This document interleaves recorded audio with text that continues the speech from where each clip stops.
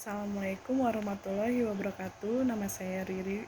Saya dari kelompok 6 dan teman saya bernama Muhammad Faik Helmi.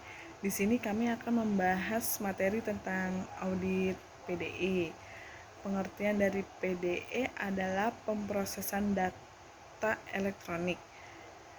Pemeriksaan PDE bertujuan untuk memberikan opini atau pernyataan terhadap sistem informasi yang terkomputerisasi. Ada 3 metode audit PDE, yaitu A. Auditing around the computer, yang artinya adalah suatu pendekatan audit dengan memperlakukan komputer sebagai kontak hitam. Cara ini hanya berfokus pada masukan dan keluaran dari sistem komputer. Audit around the computer dilakukan pada saat satu dokumen sumber tersedia dalam bentuk kertas atau bahasa non-mesin, artinya masih kasat mata dan dilihat secara visual. 2. Dokumen-dokumen disimpan dalam file dengan cara yang mudah ditemukan.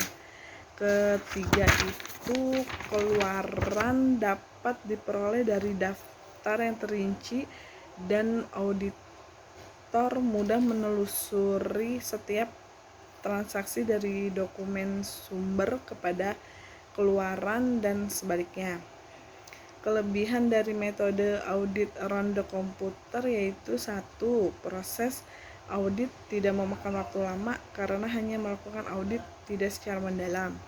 2. Tidak harus mengetahui seluruh proses penanganan sistem. Kelemahan dari metode audit around the computer yaitu 1.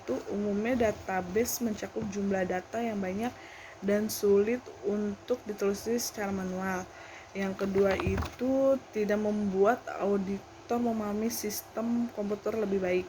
Ketiga, mengabaikan pengendalian sistem sehingga rawan terhadap kesalahan dan kelemahan potensial dalam sistem.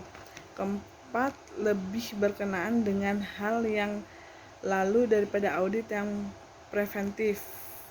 5. Kemampuan komputer sebagai fasilitas penunjang audit mubazir. Yang keenam, tidak mencakup keseluruhan maksud dan tujuan audit. Untuk materi selanjutnya akan dilanjutkan oleh teman saya yang bernama Muhammad Faik Helmi. Terima kasih. Ya, saya akan melanjutkan tentang pembahasan metode PDE atau pemrosesan data elektronik. Metode yang kedua adalah yaitu auditing through the computer. Apa sih auditing through the computer itu? Itu tuh merupakan suatu pemrosesan audit atau audit pendekatan yang berorientasi pada komputer dengan membuka kotak hitamnya dan secara langsung berfokus pada operasi pemrosesan dalam sistem komputer. Cara ini menggunakan asumsi bahwa apabila sistem pemrosesan ditemukan pengendalian yang memadai, maka kesalahan dan penyalahgunaan tampaknya tidak terlewat untuk dideteksi sehingga keluarannya dapat diterima. Jadi auditing through the computer ini biasanya tuh dia dengan kuota yang sangat banyak dan inputnya sangat banyak dan outputnya pasti sangat banyak. Dan auditing through the computer ini cenderung keabsahannya itu dapat diterima karena dia tuh benar-benar ketelitiannya dalam pengoperasian aplikasinya itu sangat baik ya. Di sini ada kelebihan dan kelemahannya. Kelebihan dari di komputer ini adalah 1. Tentunya dapat meningkatkan kekuatan pengujian sistem aplikasi secara efektif. Kedua, dapat memeriksa secara langsung sistem aplikasi secara efektif.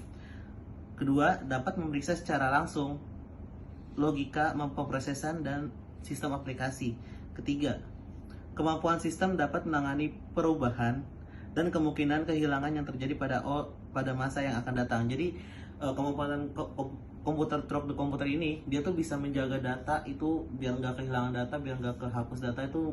Jadi data itu tetap masih bisa digunakan untuk tahun-tahun akan datang. Pasti ada kelebihannya. Nah, kelemahannya itu adalah tentunya karena aplikasi ini sangat berat dan bagus. Nah, itu dia membutuhkan biaya yang sangat besar, membutuhkan kapasitas komputer tentunya yang cukup harus memadai. Dan kelemahan selanjutnya adalah jadi pengoperasian komputer ini harus benar-benar sama orang yang lebih ahli, orang yang tahu teknisi, orang yang paham mengenai pemrosesan auditing. Selanjutnya metode yang ketiga adalah auditing with the computer. Nah, auditing with the computer ini adalah sistem audit dengan komputer. Jelas dengan komputer. Langsung aja cara-caranya ya. Audit with the computer itu melakukan pengujian dengan sistem komputer klien. Nah, jadi audit with the computer ini biasanya tuh seorang auditor itu lebih menguji, berfokus pada software yang dimiliki kliennya. Jadi dia ngambil data-data dari klien, kita diuji softwarenya apakah bagus, apakah kinerja software tersebut sudah lurus, satu garis lurus dengan ke visi misi perusahaan.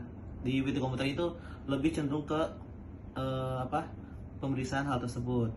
Selanjutnya itu menggunakan komputer sebagai alat bantu dalam audit menyangkut. Nah, sini dalam pengujian program dan atau file data yang dipergunakan yang dimiliki perusahaan sebagai software bantu audit. Jadi tuh di sini tuh benar-benar menggunakan data-data file atau data-data. Biasanya kalau through the komputer itu kan biasanya dia data-data berkas-berkas ya yang udah terjadi. Nah, kalau with the komputer ini lebih berfokus pada data-data database yang dimiliki oleh klien tersebut. Lanjut, selanjutnya adalah menggunakan komputer sebagai alat bantu dalam audit menyangkut pengujiannya. Nah, di sini tuh pengujiannya juga lebih kayak tadi lagi berfokus pada software itu, dia menguji dan menggunakan komputer untuk dukungan. Jadi dia membandingkan antara software klien dengan software yang dimiliki oleh audit, apakah sesuai, apakah terdapat kesalahan atau tidak.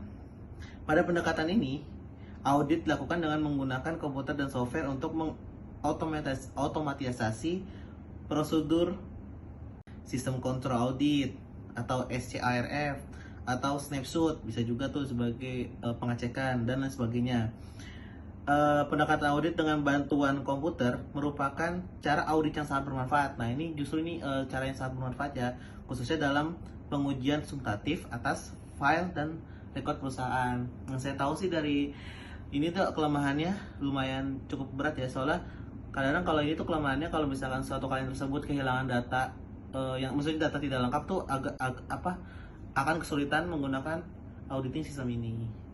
Begitu, sekian dari 3 metode yang telah saya dan teman saya jelaskan.